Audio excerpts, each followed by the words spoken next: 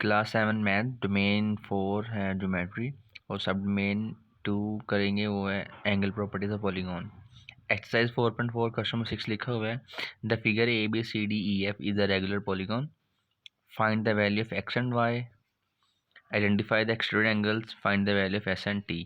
ये एक पॉलीगॉन बनी हुई है, ठीक है। तो अब आपने क्या करना है, इस पॉलीगॉन में इस वाई, ये वाला एक्स, ये टी और ये एस, इनकी वैल्यूज निकालनी है और आपने एक्सट्रूड एंगल भी मेंशन करनी है।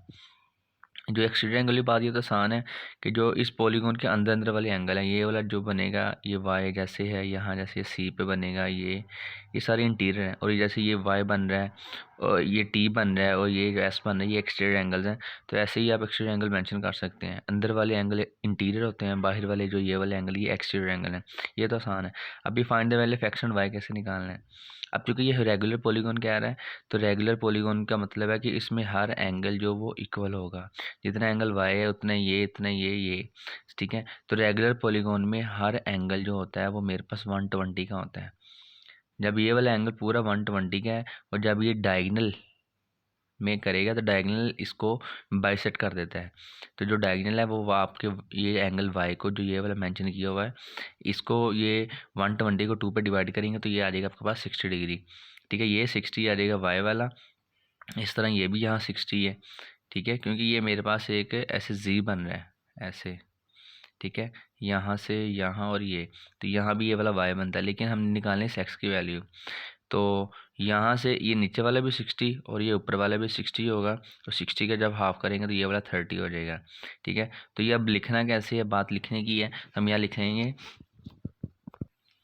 तो हम लिखेंगे as every angle of regular polygon is 120 degree, so y is equal to, so क्या करेंगे, वाई को हम क्या करेंगे, जो वाई निकालना है वो हम, ये डायगोनल बाइसेक्ट कर रहा है तो हम इसको 2 पे डिवाइड करवा देंगे। पूरा 120 को 2 पे डिवाइड करवाएंगे तो उसका आंसर आ जाएगा y is equal to 60 degree.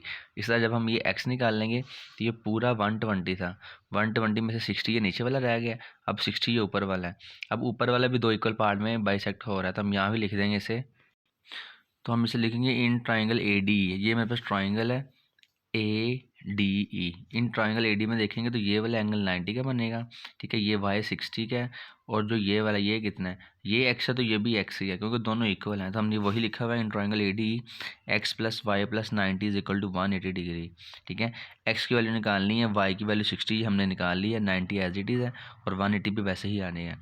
तो यहाँ से आ जाएगा x is equal to 180 minus 150 and x is equal to 30 degree. तो ये मेरे पास इस तरह एक्स की वैल्यू भी आ जाएगी। तो ये जो पहले वाला पार्ट एक्स वाई, इसका आंसर हमारे पास आ चुका है। एक्स ने आइडेंटिफाई एक्सट्रूड एंगल्स, तो एक्सट्रूड एंगल सिंपल पहले ही निकले हुए हैं, ये टी और जो ये वाले ऐसे ही एक्सट्रूड एंगल्स हैं। अगर आप कोई और भी निकालें, इस लाइन को एक्सटेंड कर लो, इस लाइन को एक्सटेंड कर लो, यहाँ कोई बना लो, तो एक्सट्रूड एंगल्स होंगे। अब वो कह रहा है find the value of S and T की वैल्यू निकालो। तो बहुत इजी है, सिंपल। आपको पता है कि जो एक स्ट्रेट लाइन होती है, ये वाली पूरी स्ट्रेट लाइन जैसे ये वाली है, ये पूरी स्ट्रेट लाइन 180 के एंगल बनाती है। तो यहाँ से लेके यहाँ तक 120 है और 120 और 180 में से 120 निकालेंगे तो ये जो बाकी बचेगा 60, तो ये आपके पास इसका एक्सट्रूड एंगल आएगा। लिखना कैसे है वो देख लेते हैं। ये लिख दिया है, straight line makes an angle is 180 degree. तो ये वाली एक मेरे पास स्ट्रेट लाइन है जैसे ये वाली है, ठीक है। ये स्ट्रेट लाइन पे देखेंगे, ये वाली स्ट्रेट लाइन पे, तो ये वाला ऐसा और ये वाला मेरे पास कितना है, हमें पता है रेगुलर पॉलीगॉन में ये वाला एंगल 120 होता है। तो हम यहाँ लिख देंगे 120 plus S is equal to 180 degree. तो यहाँ से आ जाएगा S is equal to 180 minus 120 और S is equal to 60 degree. तो मेरे पास ऐसा आ जाएगा। ये सेम यही वर्किंग हमने यहाँ टी पे करनी है, ठीक है। ये देखें, ये स्ट्रेट लाइन है, हम इसे ऐसे घुमाएंगे पूरा, ठीक है। तो यहाँ से लेके सारा ये वाला, क्योंकि रेगुलर पॉलीगॉन है, ये वाला एंगल 120 का है और ये टी है, 180 में से 120 निकालेंगे तो 60 आ जाएगा। तो टी की वैल्यू भी 60 ही आएगी।